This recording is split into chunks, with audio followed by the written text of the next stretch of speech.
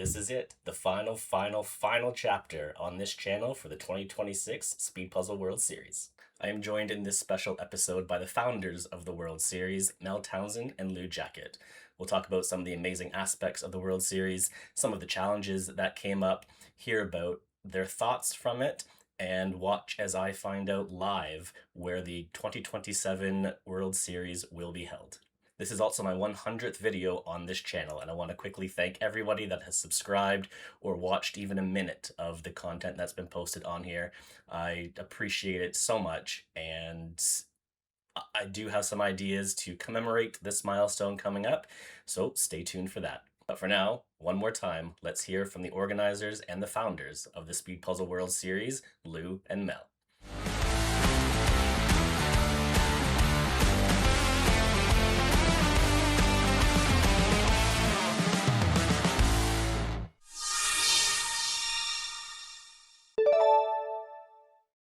Hello and welcome to a special Speed Puzzle World Series episode.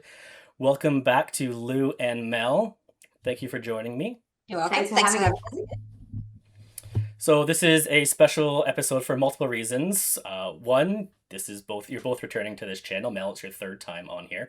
The Speed Puzzle World Series 2026 is officially over. I think this is the final chapter of everything that needs to be wrapped up.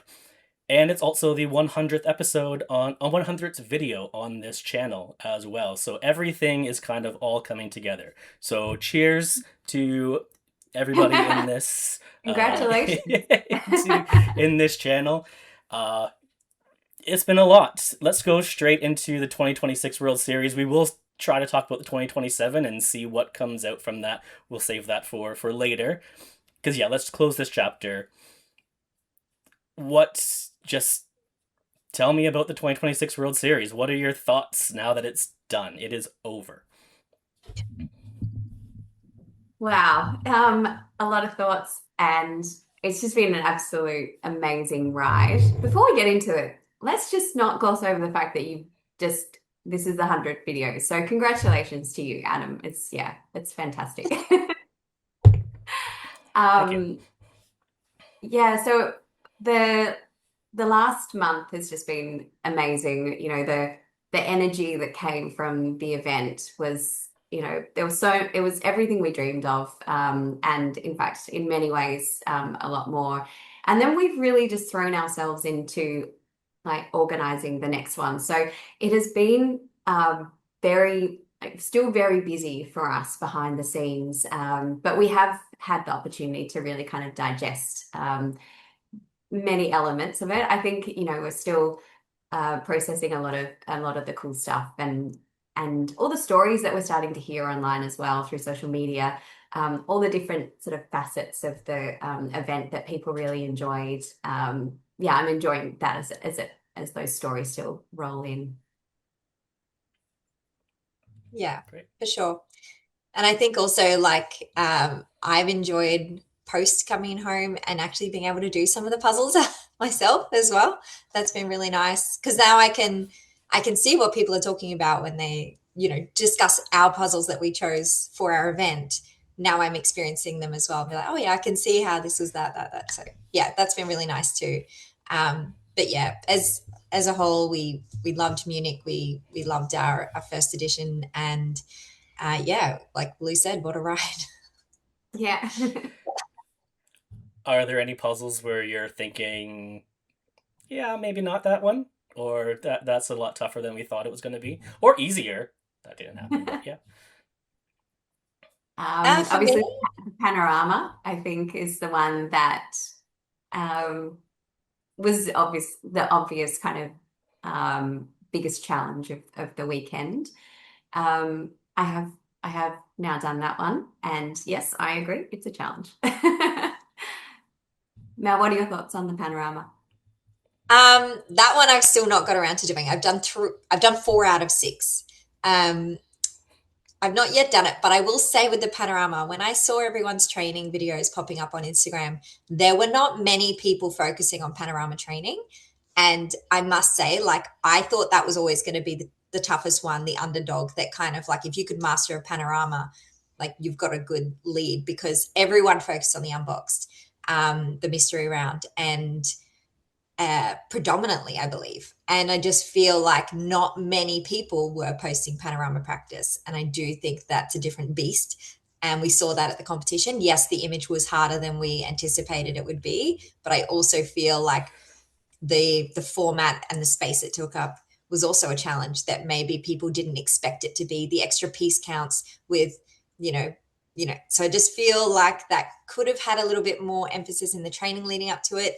And it did kind of feel like it was the forgotten challenge, and it ended up being the hardest one. So Yeah, it was the hardest, and it really determined, I think, the final standings is how well you did in that last challenge, which is also nice that it came down to the last challenge. It wasn't an irrelevant final round. But we'll get to some of that in a little bit. So I've obviously done the recap videos. They've all been out, and I don't know if you've seen them or not, but some things came up, and we're gonna get this out of the way at the beginning of this, and then we never have to talk about it again, unless it happens in 2027. Then we will definitely be talking about it again. But so let's start with the one that was, in my opinion, still completely out of your control. It was just because of somebody else's issue, the tables. We've heard secondhand stories, firsthand stories, and whatever from various people, but I would say now this is kind of your chance to really say this is officially what happened. Yeah. So I'll kind of walk everyone through how that came about, and didn't go to plan. So we had a venue organizer that we worked with. So she was our person on the ground in Germany. She was the one liaising with our suppliers. We had a lot of correspondence and a lot of meetings emphasizing the importance of those tables to her, and she would then translate and communicate to our suppliers. I had sent photos and said, this is exactly the table we need. We need 1.8 meter plastic trestle tables that look exactly like this. I have written confirmation that that is what we were getting, and that is what we were invoiced for. That is what we paid for. So you can imagine my shock and horror the day before the event at 9 a.m. when the tables are delivered, and they're all different sizes, and some are wood and some were dark plastic. But more importantly, like some were 1.5 meters, and not a few, a lot. So I immediately got hold of the venue coordinator and said, we cannot accept these tables. And it just turned into this full 12-hour long saga of simply like, we cannot use them. And we did have multiple suppliers jump on board. It was very stressful, very disappointing for us, especially because we had sent photos and we had written confirmation that's what we were getting. That's all I can say. We did everything we could. Lou was out at 7 p.m. running around to every hardware stationery store buying paper so we could cover as many tables as we could. We were there till midnight with the tables. So what should have been a fairly easy task with the tables arriving, getting set up, and then we move on to the next things, it was disappointing for us because it took away time that we would have spent doing other tasks for setup, which were kind of just left wayward because we had to focus on the tables. And we are a small team. It was me, Lou, and Nathan doing this. And yeah, so it was disappointing for us too. It was an error. I'm not saying that we are completely void of responsibility, but we took that responsibility and we did everything we could to get people the best tables that we could in the short time frame that we had to. I'm going to jump in there and say, from my point of view, definitely void of responsibility on this one. Especially, I've had a few people send me questions and stuff, some today, some over the past month or so, and there's a couple of times it came up, why wasn't there someone on the ground in Germany? Well, there was. You can only do so much with it. I don't think there's anything more that possibly could have been done. And even though I think obviously you just said it took away time of setting up other stuff in that room, it did not feel like it. When you walked in, it looked like it was complete, ready to go. It wasn't. It didn't look like any was thrown together at the last minute. It looked like it was properly set up. The table issue, yeah, that was an issue from my point of view, and it's my channel, so that's not really all that really matters. Not not on you two at all for that. What else could you possibly have done? Right? Yeah. I think the other thing is with event management, certainly, I mean, Mel has even a longer history of event management than I do, but you do take on the responsibility and knowledge that things can go wrong, and so many things have to go right for to execute an event. And you think about the logistics of a puzzle event, the the puzzle delivery and all the variety of puzzles.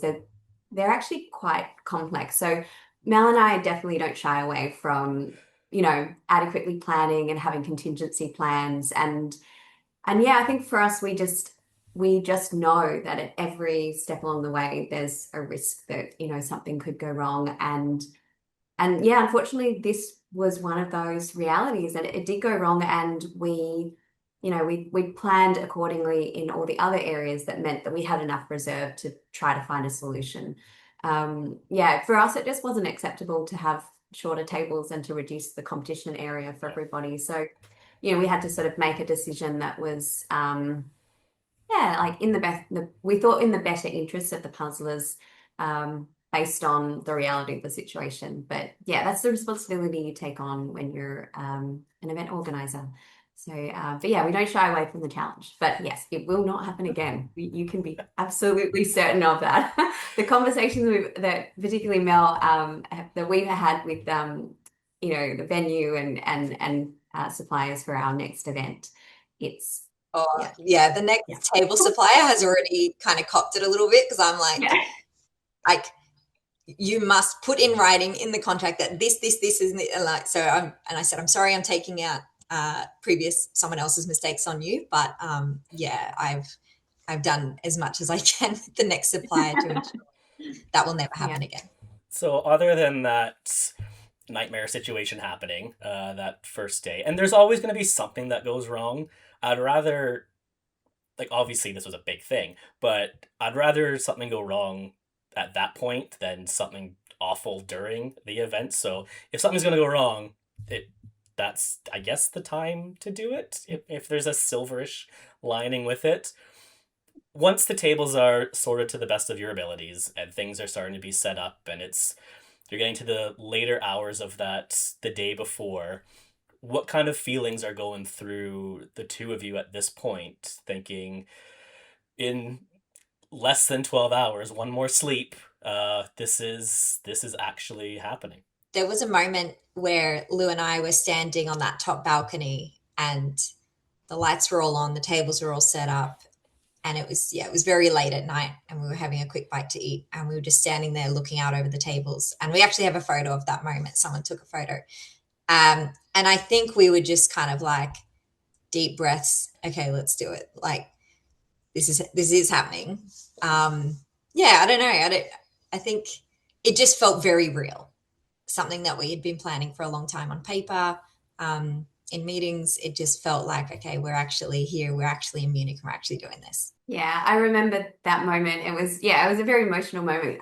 It was an overwhelming sense of pride of being able to get to here, but just genuine excitement, like looking over the empty room and knowing not a single puzzler had yet stepped into that room.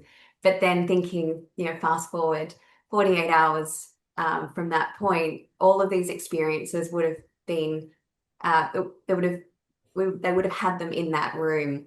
And knowing that every puzzler, 340 puzzlers, everyone's on a different journey and we don't know what they're going to achieve. They don't know what is within them and the capacity of what they're going to achieve. And then all the layers of the friendships and the sort of social community aspect. I don't know. I was just reflecting on all of those things in that moment. And it was, a really I don't know, holistically lovely moment. So I vividly remember, and I'm really glad that I think it was Fuji who took a photo of us in that moment because I think we were just stealing away and sort of having a quiet moment, and then to have had it captured, it's really meaningful. Fast forward to the next day, then it is the morning of. Did you try to like sneak outside and see everybody, or try to like peek somehow and just see that crowd of 300 plus people plus spectators and everything else? Were you able to see any of that? We didn't have a spare minute. No, Well, no. Did you, I Lou? was I was running between the venue and the marketplace, so I was actually able to kind of mingle with the crowds a little bit. Um, I felt a bit bad at that time because I had a lot of people coming up to me and sort of trying to say hello and many lovely things, and I sort of had to keep moving. So I would have loved to have been able to be a little bit more present in that. But yeah, the legs were like moving under the water, as they say. So, but yeah, the energy out there was amazing, and it was such a beautiful day. I was really, grateful that it just, I don't know, it just felt like such a great day. It was, yeah, it was really joyous. Yeah. Were there any? So just before the doors open, now you're seconds away from this. The teams are all ready to go. You've talked with the videographers, you've talked with the spotters, everybody else that needs to do it. Was there any last minute motivational talks that you kind of gave each other, or was it just here we go? I remember saying, Mel, come on, like, let's open the door. And we did a high five and then we opened it. I think it was almost like it was too much of a whirlwind for us to have even done anything motivational at the time. I think you were like, let's just do this. Yeah, Is I think that we might have shared a hug and a high five and just gone, all right, yeah, like whatever happens today, we're going to enjoy it. We're going to do our yeah. best. Yeah. Yeah, by the time this video goes out, we would have heard, obviously, my point of view. There's been people that have posted stuff online from their point of view. Fruji and Jim's episode on this channel will have been out, so heard from the co-host point of view. So this is really now down to how this looked from through your eyes. When everyone's sitting there, the 340 puzzlers are sitting in their seats, and you walk onto the stage for the first time. I hate public speaking, but if I'm on a stage and there's lights kind of in my eyes, it becomes really easy for me. Was there any nerves going up onto that stage? I don't think so. So Lou and I host all the Australian events. So I don't know about you, Lou, but we're pretty used to, and our competitions are about that size here in Australia, all of our state competitions and our nationals. So we host 7 events a year where we're addressing a crowd that size in a very similar format, discussing puzzle competition rules and everything. I think the probably the most nerve-wracking part was like looking down and seeing the world-class puzzlers. So like that, being usually I'm at the tables with you all. Usually I'm sitting there and I'm hearing the rules. And it was, Lou and I both. So when you're standing up there and you're looking down at literally like the world's fastest puzzlers and you're like, whoa, I'm up here and I'm not down there. It was just, I think that was a bit of a strange feeling. But no, yeah, I think because we both do it across Australia, it kind of felt more natural, I guess, like not as daunting.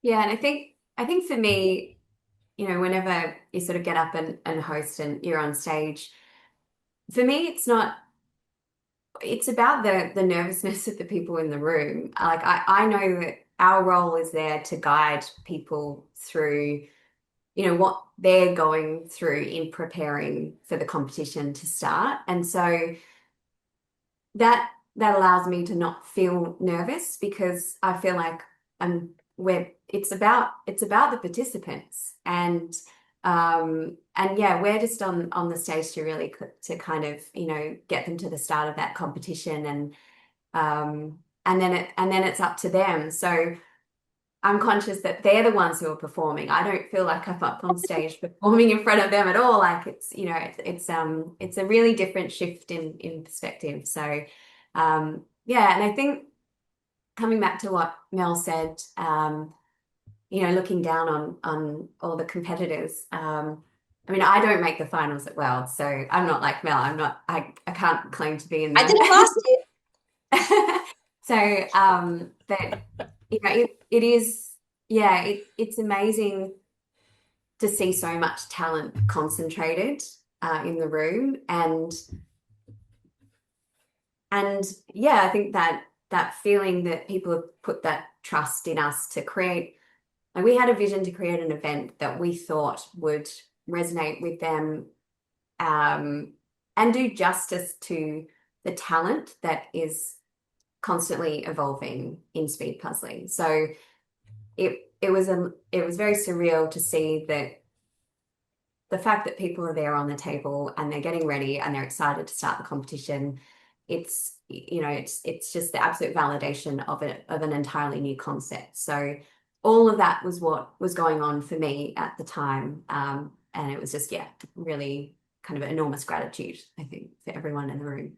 It's an interesting way to look at it. I don't want to go through all the puzzles. That's been done ad nauseum at this point. We all know what they are, so no surprises here. What I'm more curious about is just kind of how the day went from, again, from your perspective. Was there anything that stood out to you in terms of those puzzles on the first day when it came to the three Ravensburger rounds? Was something more challenging or easier than you thought? Or was there stuff that you had to deal with that you didn't know you'd have to deal with, or anything like that? Just kind of summarize what your day one kind of looked like. Okay, so from my perspective, so I suppose on event day, Mel and I have got kind of different roles. We're trying to cover all bases. And a lot of what I was managing was around, particularly, say like in the marketplace, like I was able to really gauge a lot of people's perspective on a lot of the puzzles through conversations that I was having over that area. So people's reactions to the puzzle after they had competed was something that was very, yeah, became, I suppose, I had a lot of conversations around that. So that was really nice to explore people's opinions about the puzzle in that way. And I think, yeah, maybe the repetition round was, I got the gauge that was the more challenging of the three puzzles. It was interesting to hear that the detailed puzzle wasn't as busy or chaotic as a lot of people wanted it to be. So that was really interesting feedback for us. And we've since, listened obviously like to your videos as well, Adam, and feedback from our survey to think about how we can keep working on those challenges for future iterations of the event. So yeah, so my perspective was kind of like that side, but also then in the competition zone, really supporting Mel with troubleshooting some issues that we had around, say, the timekeeping, which Mel, you can speak to if you want to a little bit more. And just, yeah, supporting within the competition zone, our amazing timekeepers who were learning really, really quickly on the job. Yeah, and then just the experience of the participants as they were finishing up their puzzle and transitioning between competitions. So yeah, I don't know. It's actually really hard to talk about now reflecting because on the day you're bouncing around, there's so many things going on. And so even in this process of reflecting on it, there's so many things going on for me at the moment that I'm remembering. And they were all happening at exactly the same time. And they, at times where you just wanted to be focusing on one task, I had about 11 different things pulling me in different directions. So yeah, so that first day just went like by in a flash. It's actually, yeah, really interesting to think back on. So in this moment, actually. Yeah. And I guess for me, that first day was definitely, like Lou said, troubleshooting the timekeeping system. So that was something that I had built from scratch myself. And we improved it over day one, and then day two was seamless, but it got better. Like challenge one, we were behind on the times being updated onto the leaderboard. We'd caught up, and then challenge two, we were like, that was still kind of, we were still entering times from challenge one. By challenge three, everything was up to date, and then day two ran seamlessly. Like it was just automated. It was perfect. But and then I was just kind of in that little back room on a laptop for literally 90% of day one and day two, just making sure that every single person's time was being entered, and then also cross-checking them against their time slips to make sure they were entered correctly. So that was kind of where I ended up for most of the competition, was behind that little, like in that little coat room bit. And then also like kind of liaising with the live streamers and the AV team as well. So yeah, that was kind of my day one, was mostly just optimizing that timekeeping scoreboard so that it could be live updated online, as well as you know, as well as so everyone could see it on their phones and on the website and everything. We did want to have it in the venue, didn't work out because I needed my laptop to adjust those times, so I had to unplug it from the TV upstairs. But that's okay. That was a want to have, not a need to have, and everyone could access it on their phones online. So yeah, but we tried to keep them as updated as live as we could. But yeah, by challenge 4, it was working perfectly, which is nice. Yeah, and it's not really something that you can practice in advance, where you're just going to enter 340 times within a very short period, and just like you can try, but it's not going to be quite the same. And I really liked the QR code system. I think that was really unique, where they're just being uploaded instantly, essentially, but then still double checking. One of my times wasn't highlighted, by the way, so maybe there is a issue on there. If that could be checked, that'd be great. Maybe I was faster. I wasn't. The So the other thing, I was going to say, the other thing that is interesting about the timekeeping is that as the field is getting faster, and we obviously started on gradient, which was a fast round anyway. And is it a gradient? Is it a gradient? Is that what that is? And so, you know, the intervals between people finishing is getting shorter and shorter.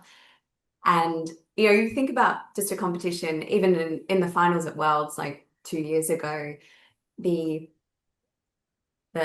winning time, you know, was longer than what we saw on the field in most of the rounds with our competition, and also the intervals were sort of greater, and now you've got the whole field is getting faster, and we had such a concentrated field of, you know, talent that it was a lot to it was a lot for the timekeepers to work with. They did an amazing job and really upskilled very quickly. And but yeah, it is a lot for a system to handle. And I think Mel did an amazing job with the creation of the system that you did make, Mel, because, you know, yeah, teething issues at the beginning, but it was working fantastically. And I think people had a really great experience of being able to follow the participants along in real time with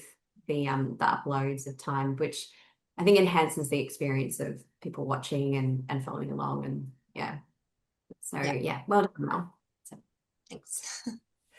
Yeah, day one seems to run very smoothly, and people have mentioned it before, but you're running ahead of schedule for each round, which you don't see that too often at puzzle competitions. So that was nice, especially speaking from the competitor point of view.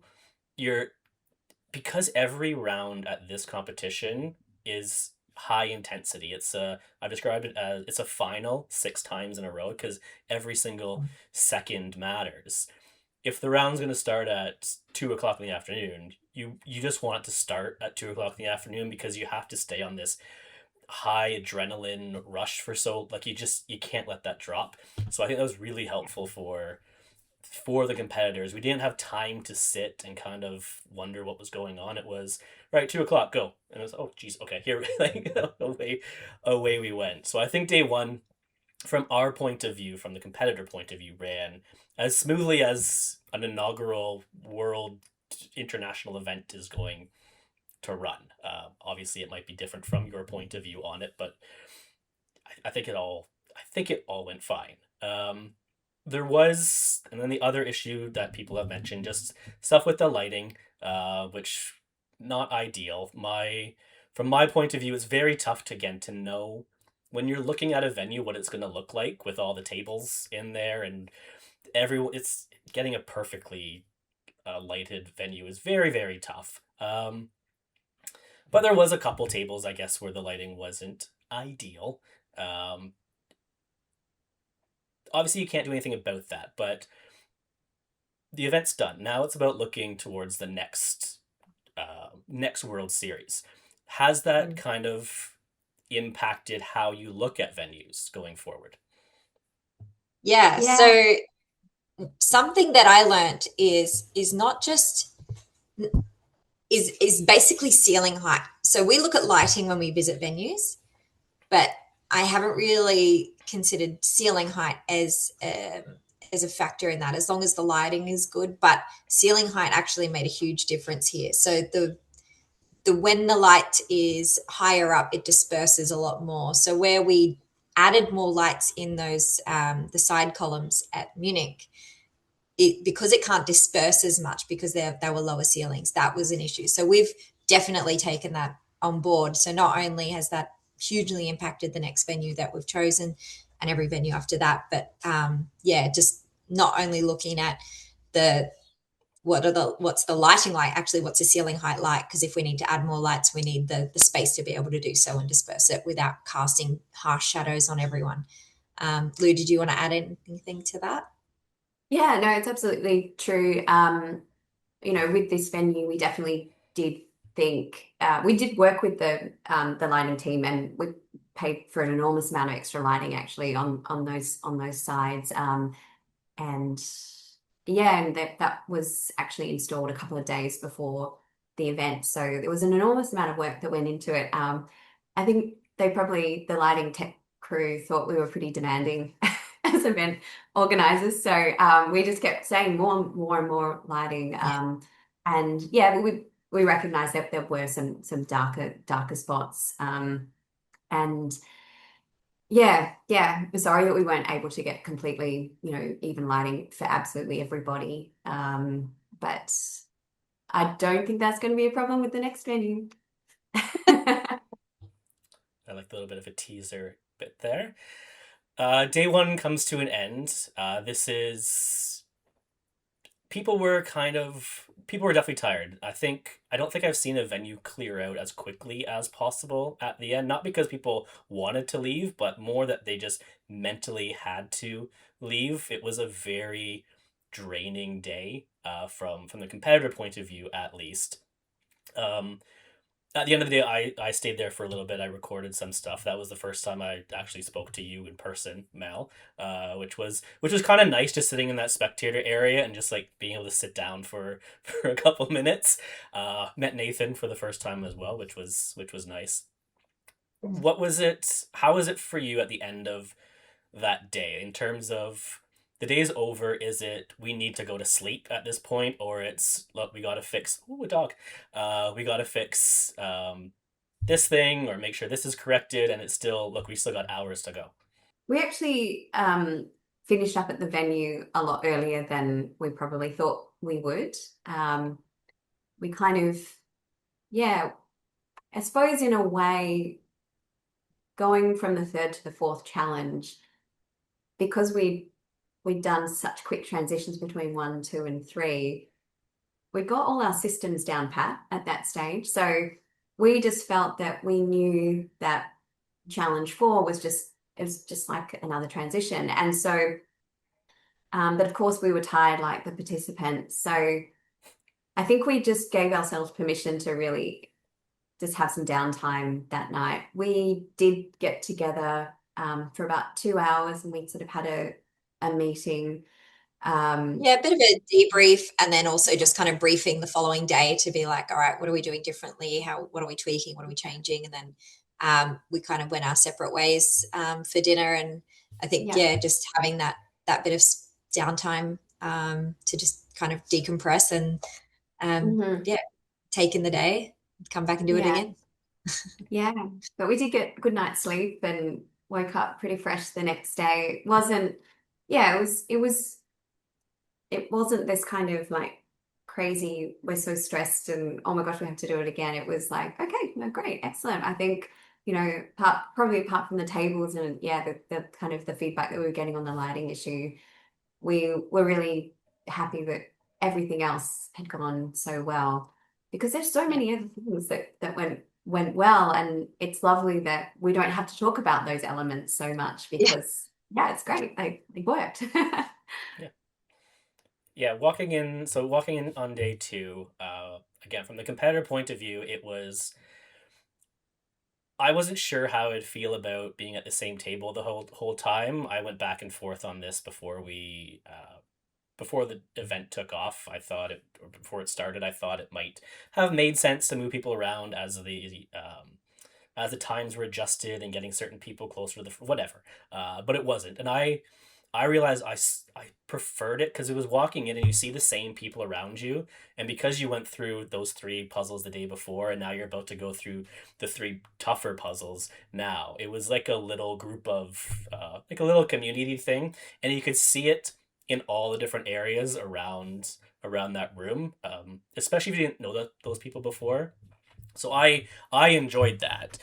Is that something that you think did work well? Is not just from a logistical point of view, but in terms of the event and how it ran, again, away from the logistics, do you think that did go well? Not moving Yeah, I people? think one thing I really liked with that is when we made the table announcements, the amount of social media activity and people commenting on like getting so excited about who their table buddy was and knowing that that would be their buddy for the whole event. And I just thought, like, again, like that wasn't a logistical thing, but it was really lovely that friendships were being reunited and formed through having your table buddy through that whole experience. So I think that was a really, really beautiful side effect of having that. And like you said, that kind of sense of security and place in the room to be like, right, these are my people and this is my place. And the puzzle's the unpredictable part, not the environment. Yeah, I think that's nice. Yeah, I The enjoyed watching that camaraderie um, kind of get stronger throughout the event. And yeah, as you said, like there were these kind of little communities that that kind of emerged, and we could see that. Like, yeah, I don't think we anticipated that would happen. It was the decision was certainly more on a logistical one, but like right at the start. But as Mel said, once the table announcements happened, it was we could definitely appreciate that that was going to be a really lovely community element. and speaking of the community element, I think it's a good way to kind of before I go into the actual day two, is to talk about the collector's cards and how those contributed so much more to the event than just having a little keepsake that you can have behind you or whatever. How happy were you when you saw how much people were enjoying those collector cards? Stoked. Yeah. Yeah. Yeah. Yeah. Mel, the collector cards is predominantly Mel's domain. So Mel, like you did an amazing job with this. I think you should speak to the complexity of everything Yeah.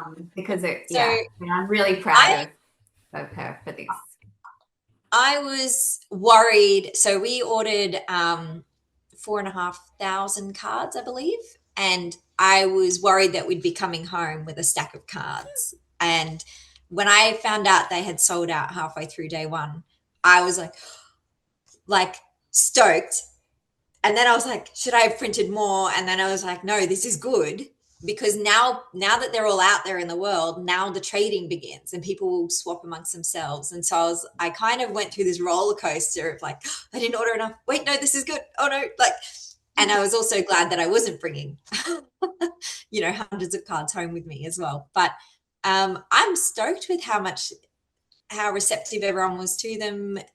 I love that people are treating them like collector cards, and they were looking for their own. They were wanting to swap people around them. We're absolutely thrilled with how they were received, and we will keep doing them because they are really beautiful keepsakes. Yeah, I think it's an absolute necessity. I don't think that's one thing that in any future World Series that can go away. I think you're kind of locked in to those at this point. I know I've spoken with some people that regardless of where the next World Series is, and at this point in time, I do not know where that is. Uh, regardless of where it is, people have specifically said that is one of the aspects that they're looking forward to is the collector's cards. Even if they're not someone who's going to be a top competitor, they want to be part of that aspect. And it was just nice seeing everybody outside. Um, and I've mentioned in the other videos, it acted as an icebreaker, I think, for a lot of people. There are some big names in the speed puzzling world with Victor and Veronica and Emma and yourselves, and like it can be intimidating to go up to certain people, but this was an easy way because it's like, oh, it's you. Can you? And it's just this nice way to kind of get people to talk with each other, and it seemed so much more social outside than I thought it was going to because we don't have the benefit of tons of time between the rounds, like you would have at the World Series, World Championships, or at national championships where you're getting big breaks to talk to people. This definitely was a catalyst, I think, to the social aspect that came from the World Series. Yeah, That's awesome. yeah, it is. The day two, then, we're into the three tougher challenges, starting off with the mystery round, which was by far the one people were talking about the most. I don't know what the analytics were from the live stream, but I would have to take a guess that that time period was watched very heavily from people to see what it was. I liked how the announcer, the co-host, didn't have access to the image either and had to guess through. That was a nice little twist to include, and that's a very funny thing to watch, especially when they realize what it is. Uh, how were you able to keep even that a secret? Because there may be some other people that are organizing puzzle events, could be anybody, that sometimes they don't keep the information as tightly sealed as they should. How were you able to not only keep that brand a secret, but also all the images? So interestingly, that was the last puzzle to arrive in Munich. So it was also a bit of a mystery to us. If it was so, but no, it was, yeah, it was lovely when it, when all the puzzles arrived in Munich. That was a really a nice moment for me to be like, okay, well that component of the event is locked down. But yeah, but I did think there was an irony that that was the last one to arrive. And so I think, look, we've spoken about this before. Like we've basically, worked with these brands in a fantastic way. They were incredibly supportive, but we were essentially a customer, where we were going to them with the images, had full control over it, and they're functioning as a manufacturer. So I suppose we didn't really have an obligation with Anatolian in the sense that they were sponsoring us and we had to give promotion. So that just wasn't part of that relationship. So that allowed us to keep the brand under wraps. And then Mel and I we were just really yeah, like really tight. You just didn't share it with anyone. We just didn't tell anyone at all. So when you know why you're not telling someone something because you're trying to preserve the integrity of the competition, it's easy to keep a secret because it is the higher purpose is really important. And we knew that was we had the utmost trust in our competitors to say, like, this will only work if it stays like really kind of locked down as a secret. So so that was just, again, it's like, it's like all the other elements of the competition, these are non-negotiables for us. We just have to do what we can to ensure that, yeah, no one knew what the brand or the images were. But again, you know, working with all of the brands that we did work with, we were really, you know, they were fantastic to work with, and they understood our vision as a, you know, as a partner working with them. It's just, I still find it just very impressive, because even when it comes down to like passing out the puzzles at the tables, or having, if it was just the two or three of you that were putting all those puzzles into the gift bags, and like that's a lot of work to go into that. So even if you had help with that, it still wasn't leaked through any routes that way. Which I'm always going to find that impressive as the competition grows. And I think it's a tough thing to keep those types of things a secret, especially all six puzzles. That's the most impressive, and especially the brand. I did ask people on my Instagram channel to submit questions, because I said I was going to be speaking with the two of you sometime this week. I'm not going to do all the questions, because there's dozens upon dozens, close to 100 questions. I'm not going to go through them all. But one thing that came up a fair bit does relate to the puzzles. So since we're talking about them briefly, will the puzzles ever be available to buy? Yes, they will be.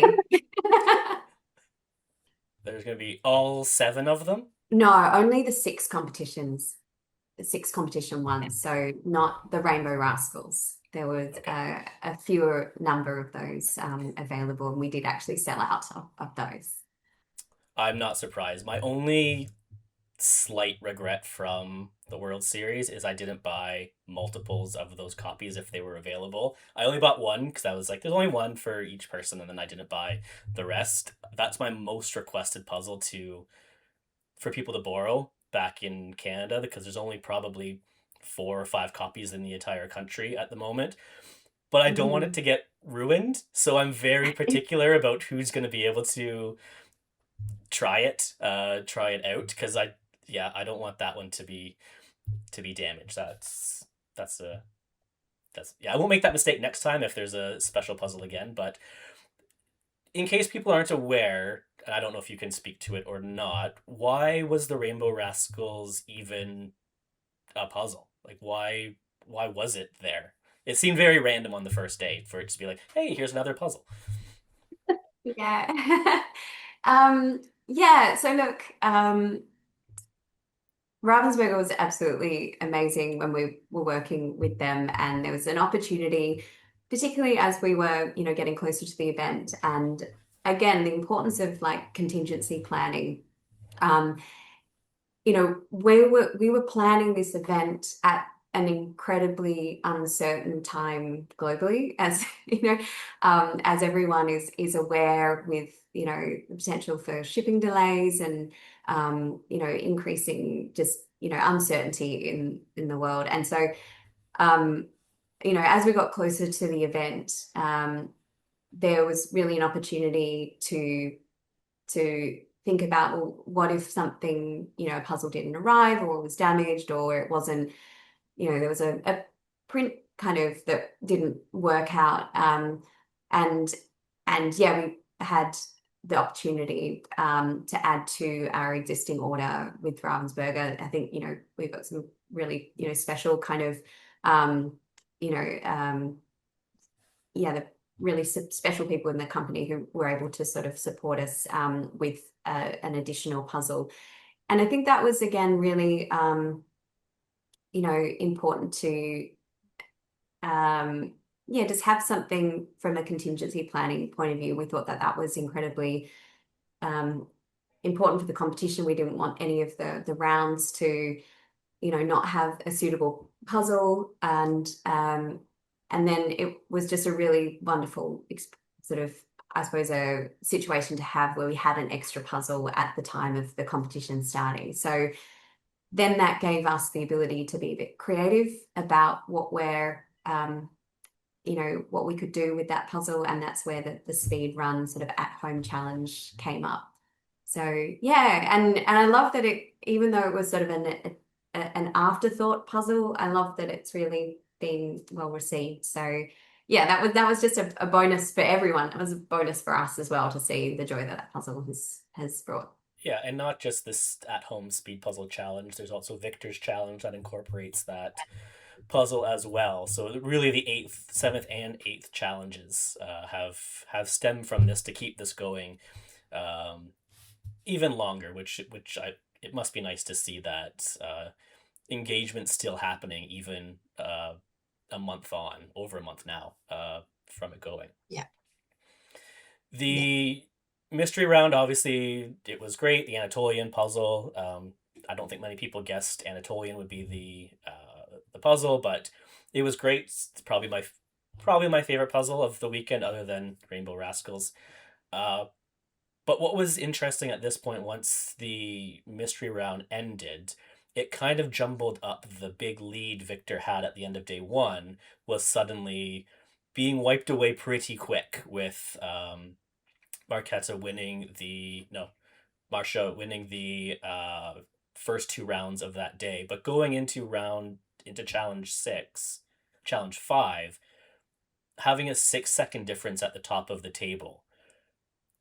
From an organizer's point of view, I would have to assume that you're kind of ecstatic that it's come down to closeness and there isn't one person running away with this whole thing. Absolutely. And it really reiterated the importance of multiple brands in a competition to us, which we knew in advance, but it was very evident in day two that that was the case. And we did want day two to mix up the leaderboard, but we didn't want there to be a clear winner going into challenge six, and there wasn't. So yeah, that was lovely.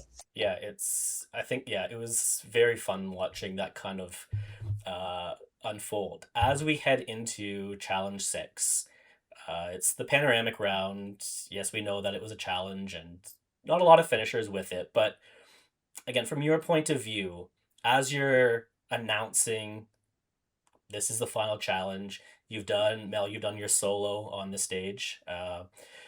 What was kind of going through your heads at this point, where it's like this is it at this point. This is the last puzzle, and we're gonna wrap up the entire competition now. Honestly, I kind of felt like I wish it were longer.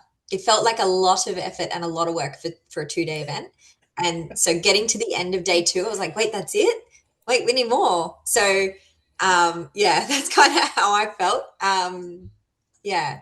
And especially because by then, like, everything was working seamlessly. Like we had ironed out all the kinks. It was a well-oiled machine by challenge, 4, 5, and 6. So I kind of like, wait, no more.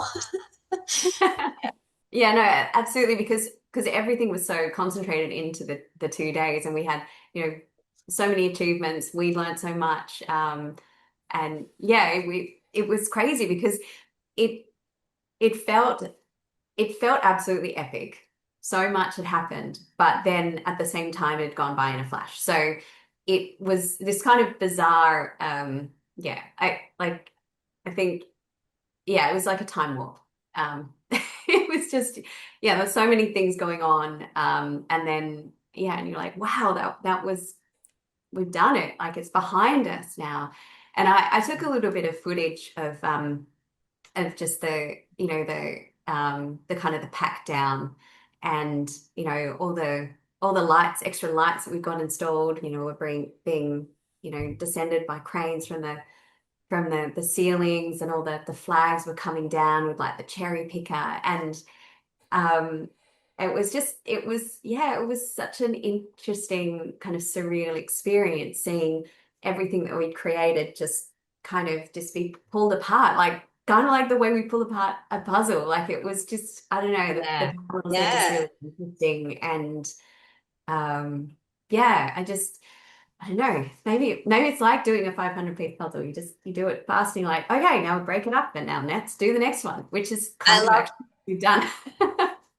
I really love that analogy, Lou, because it takes you 40, 50 minutes to put together a 500-piece puzzle, but then it takes you 5 seconds to pull it all apart. And it felt like that at the event. It felt like this huge, long, 6-month journey. And then literally if you walked back into that venue 2 hours after we concluded the award ceremony, it would look like an empty hall.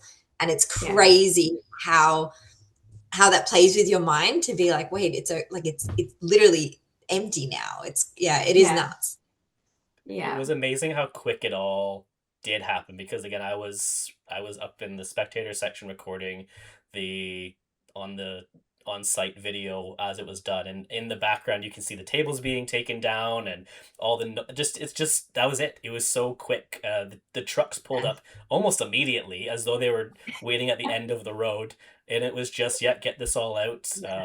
It was I do I think that puzzle analogy is perfect because it was fun while it lasted. Okay, now it's done and put it away and on to the next one. It was, I think that's a perfect way to look at it.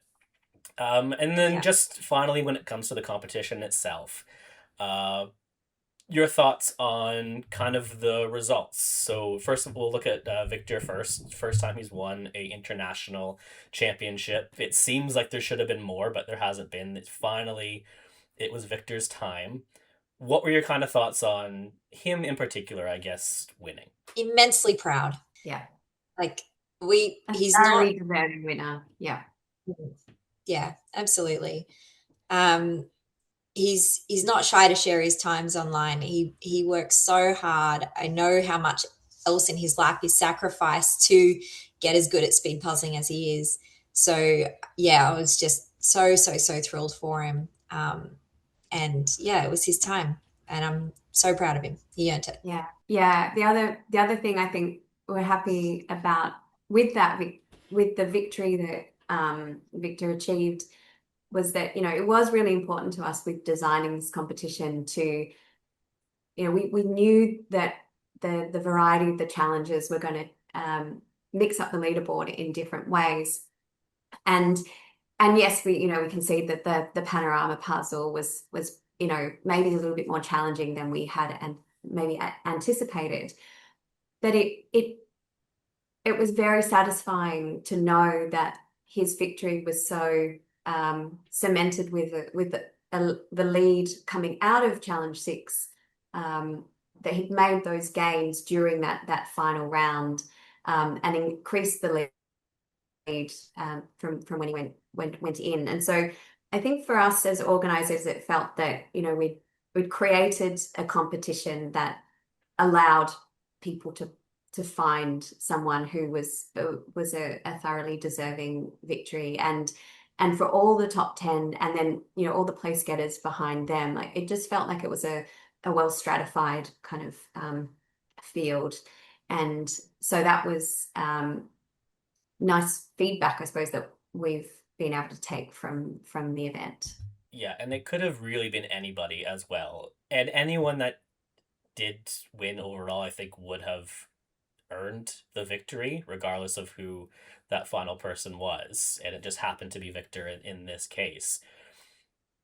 You've kind of mentioned a couple times that, the panoramic was a lot tougher than people might have thought. But again, Mel, at the start, you did say that fewer people were practicing it. And I think something that still needs to be emphasized is that, and I do keep referring to them as rounds, but they're not rounds. It was very much specifically chosen as challenges. They were meant to be a challenge. And if people chose not to at least get used to what a panoramic might look like, then that's going to make it more challenging. That's really what it comes down to. And we'll get to the survey feedback in a second, but it really, I think it just emphasizes in whatever the challenges might be in 2027, I don't think there's going to be, let's just say there's 6 challenges in 2027.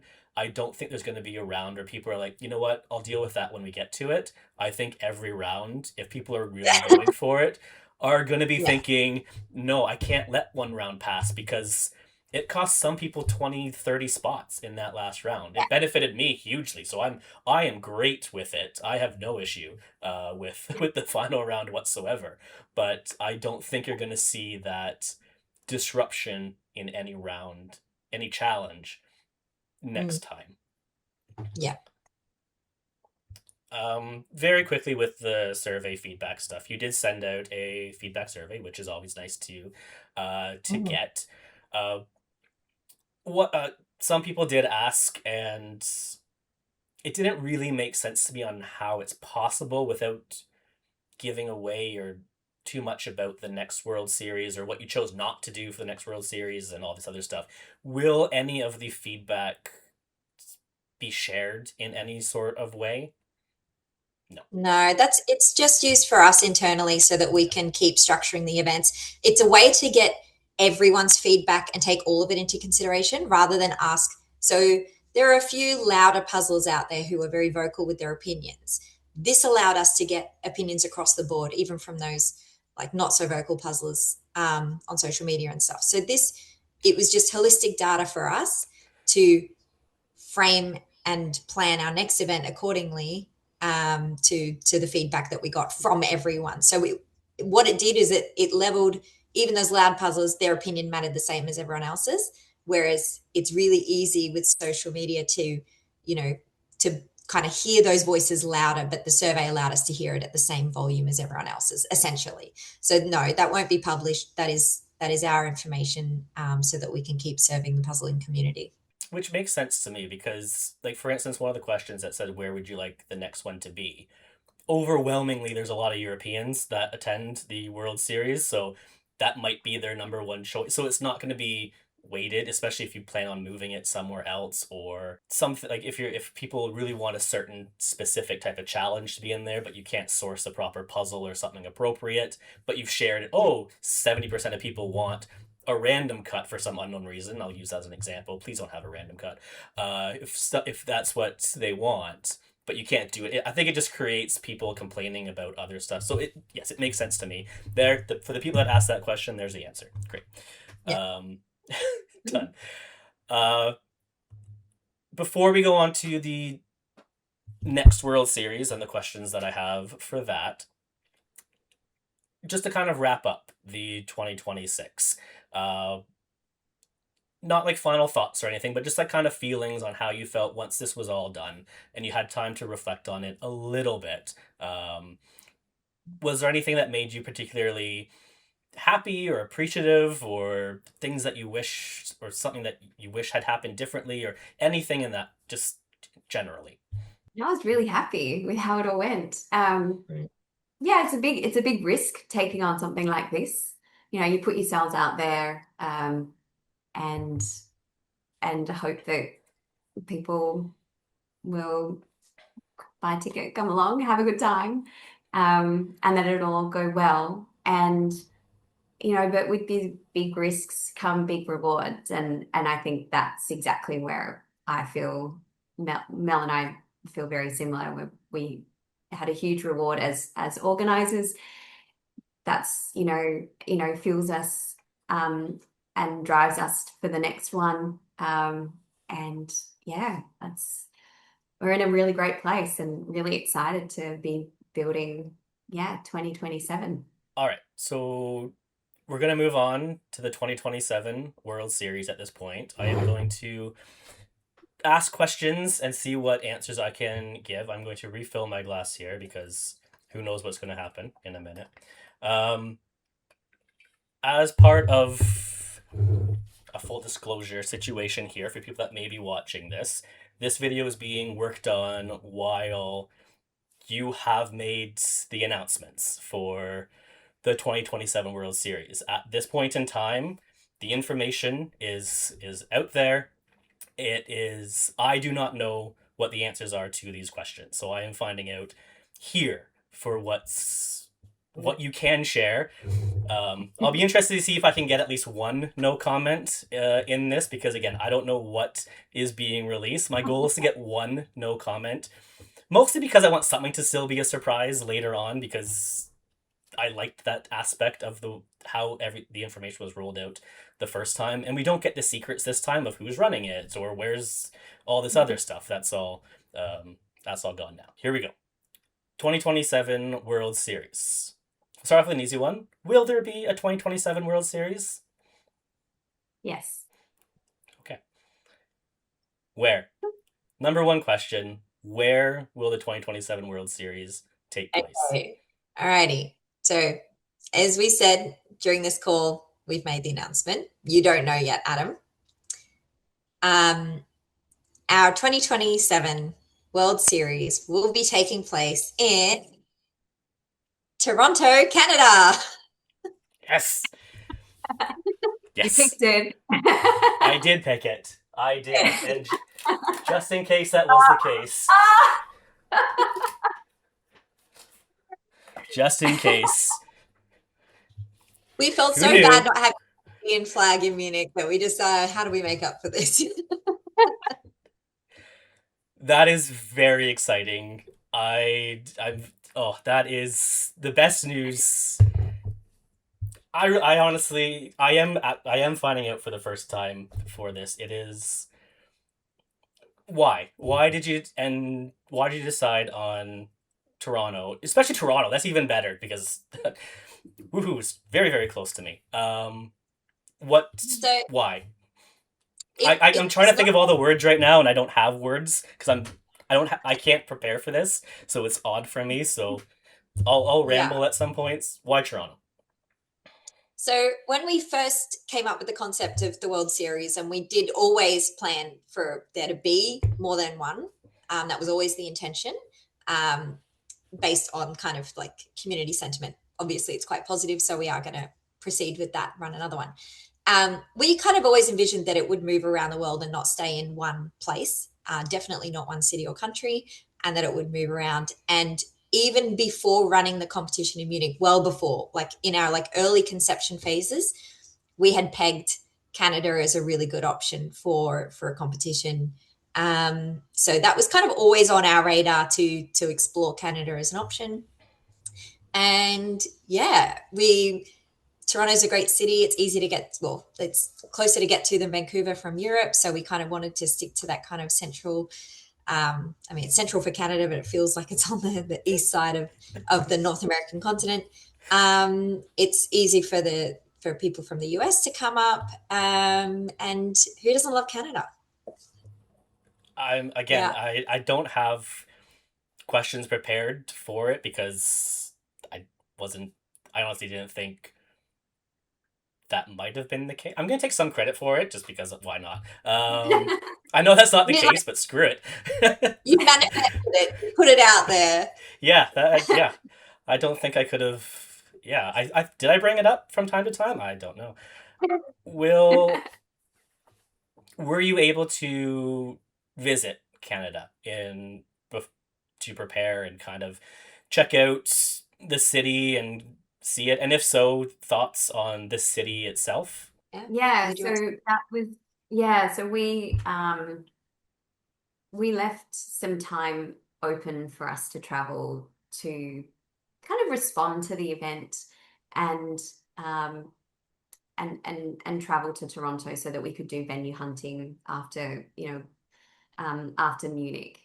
Um, we did kind of leave it a little bit to last minute. We didn't want to sort of count our chickens, and so we were doing it very more in a sort of responsive way.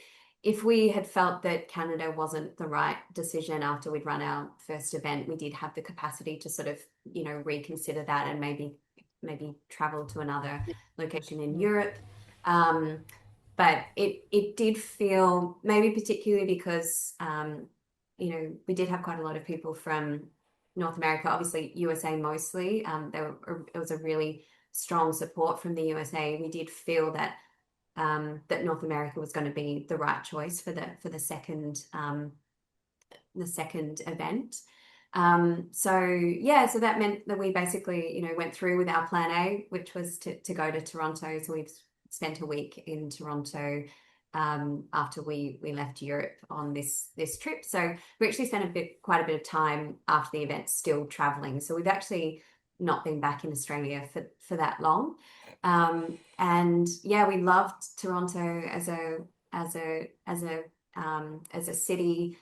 I feel like there's a lot of parallels for me where I live in Melbourne in terms of the kind of the culture. So it felt very easy for me to get into. I think we've also explored working with a lot of suppliers. So we met with, tech Mm. sort of AV companies. You know, we've visited a lot of venues. Mel's had a lot of conversations with furniture suppliers. So all of those factors were things that we felt strongly that we had to feel comfortable with in order to execute our second event. And so, yeah, Toronto has offered us a lot of positives in that respect. And yeah, we've got a really cool venue with Can you really say good where the lighting. venue is? We can, Mel, so we've announced it now. so we can tell you. Yeah, so super, super cool, super exciting. You're going to love it. We have booked with the Mattamy Athletic Centre, which is the Maple Leaf Gardens Arena in downtown Toronto. It's a huge arena, hockey arena. So obviously won't take place when it's ice. And yeah, the lighting is epic. You're going to love it. There's not a single shadow in the whole place. And Super high there's ceilings. super high Yeah. ceilings, big grandstands. So it's really onwards and upwards with Toronto from the Ton Harley. So yeah, it's going to be epic. I'm literally looking at images on my computer right now as you're talking to see it. Were you able to watch any of the Canadian Nationals when it was a smaller arena, but still it took place in a melted down ice rink? Was it kind of a like a confirmation of yes, this can work? Yeah, like I think so. We had chosen it by then. We just we hadn't kind of had it locked and loaded because that was like a couple of weeks after our Munich event. But we had already looked at the venue, and when we heard that the Canadian Nationals was at a hockey arena, that made us very excited because yeah, it's clearly a very suitable venue, and we certainly saw that when we went venue hunting as well. It's very exciting. I'm trying to think on the fly here, which I normally don't need to do, but let's. Okay, will while this is being done, are the challenges going to be released? Not yet, not yet. Good. So Yes. yeah, That's your no comment question. Yeah. yeah, that's it. Exactly. There's your no comment. Well, you said no. Well, that's not really. All right, no Okay. comment on the challenges. I'm not. Yeah. I won't ask what specifically they are. I'll take the no comment there. Will it still be 2 days, or will there be pairs this time, or teams, or is there going to be another aspect that's being added in that you are already ready to announce? Yeah, so it's going to be a 4-day event. So we haven't actually told you the date yet. So it'll be the second No, to that's the important. Yeah. yeah. So it'll be the 2nd to the 5th of June. So first week of June. And we will have solos, pairs, and teams for this event. Sorry, I got distracted looking at the calendar. You said there's pairs and teams? Yes. Yeah, I was your reaction wasn't particularly That's... kind of digesting that. I have 'Cause a I know lot that you're going on this side right now. I know that you, in your last video, you said you were a fan of pairs making an appearance, like less so with teams. I'm shocked But at teams. Um, will it still be? Again, you can't say what the challenges and stuff are going to be, but it's not. Can we assume that the pairs in the teams round, it's not going to be a one-off puzzle to determine the winner? It's going to be some sort of series involved based on the World Series aspect. They will all yeah, follow the same format. yeah. Yeah, with a Okay. cumulative time. Yeah. Will we get any hints in the lead ups? Because obviously now there's going to be predictions and stuff people are going to be making. Or is it just going to be guess until we tell you type of thing? Yeah. Great. Is there any other information that's being released while this video is being completed? I think that's all. Yeah, that's So that. Yeah, so the venue, location, date, and the multi event format. Yeah. yeah. we can assume the cards will be back, merchandise will be back, all that fun stuff as well. Yep. Yes. Like you Yeah. said, we can't stop now. Yeah, yeah, Yeah. yeah. You're stuck in it at this point. That is, yeah, that is very exciting that it's going to be in Toronto. There's going to be a massive spike in Canadian registrations, like an extortionate amount. I'm going through my head thinking of all the people that I've spoken to that have said that they want to go to next year's. Most were like, doesn't matter where it is, they're going to go somewhere on the fence, depending on where in the world it might be for obvious financial reasons and stuff. And the Americans obviously as well. They were well represented in Munich. Uh, will there be? I'm nervous that it's just going to be Canadians and Europe and U.S. people that just wipe out all the tickets. Is there going to be kind of a way that doesn't happen? Because I don't want that. I want Canadians to be there, but is there a way to kind of hope that it's still as globally represented as the last time? Yeah, so we're still working on the logistics of ticket release, but in general, yeah, we understand, and that's something we've got to manage, the expectations of the community now, because with our first event, the ticket demand was much less. Now we've got a second event where we anticipate the demand will be different. So yeah, we're really strategizing about how to work with that kind of that sentiment.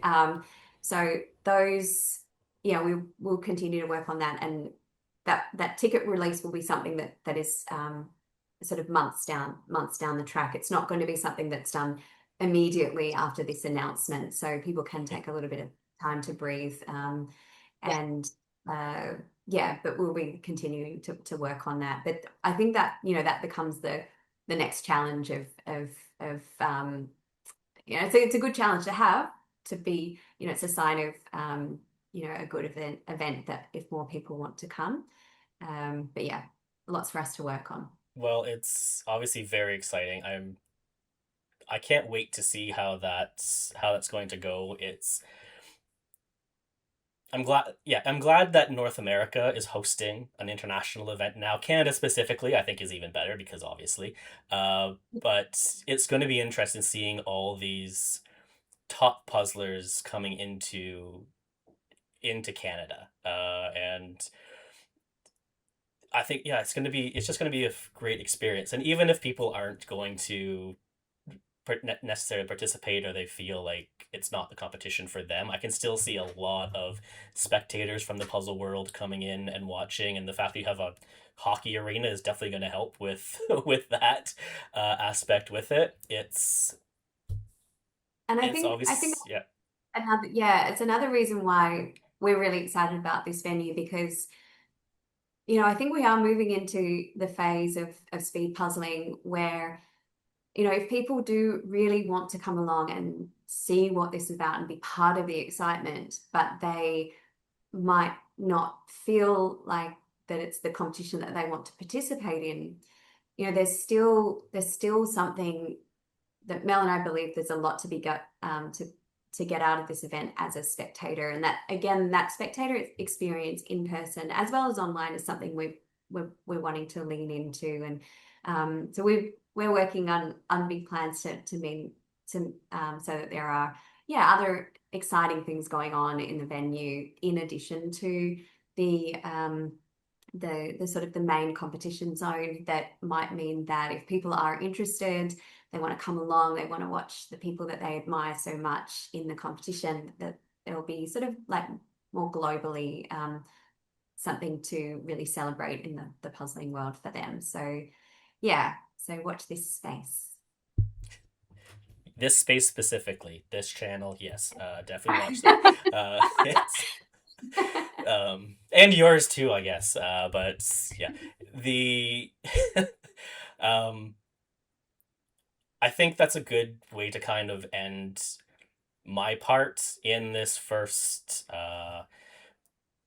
the inaugural World Series 2026. It's been great over the last 6 to 7 months, kind of tracking this all the way through from the countdown website to now getting ready for this time next year.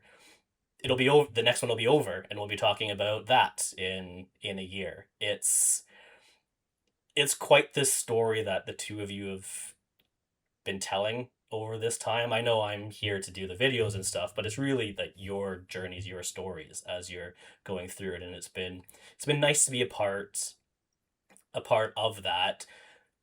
This will start over again. I'm gonna take some breaks at this point now to kind of do other stuff on this channel, but obviously now that it's in Toronto, it's going to be a focus for sure for me. But I think at this point I've probably said enough at this one. I want to thank the two of you again for joining me for my 100th episode and everything else with that. But I don't want this to end with me speaking, because this was your this past year almost, really, when you count everything you did before this. This is, like I said, your story. So I'm going to pass this over to you. Your final words, thoughts on this series, and that is it for me for the World Series. The last words go to the two of you. Over to you, Mel and Lou. Thanks, Adam, and thanks so much for your support, and yeah, congratulations on the growth of your channel, and yeah, your 100th video. I think my final kind of sentiment is that, you know, the future of speed puzzling is really bright, and that what we created with this competition is just a small slice of really pushing everything forward. There's so much talent that is coming through, you know, with the current participants, but so many younger people in particular are being inspired by what our amazing competitors are achieving right now. So I think for Mel and I, there's just a great sense of pride that we've been able to, you know, we took a risk on a new style of competition, and we've put that out into the world. It's been embraced by so many people and resonated with people who really want to keep propelling this sport forward. And I think for me, it's lovely to look back on speed puzzling where it was 5 years ago, and I'm really excited about the future versions of ourselves in 5 years or 10 years from now, who will be able to look back on where we were in this kind of upward trajectory of speed puzzling. So yeah, in a small way, that's what our competition has really kind of contributed to the speed puzzling community, and for that we're immensely proud. And I'll just add to that and say thank you to everyone who came along to Munich, who have engaged with us on social media, who stayed up and watched the live stream. All of that means so much. Your support has kept us going, literally, in the lead up to Munich and beyond. It's really been wonderful to see. We're so thrilled with how well our competition format in particular has resonated with many speed puzzlers. That has meant that we're going to keep doing this and keep putting these events on for you. So thank you for your support. It has meant that this will continue to grow.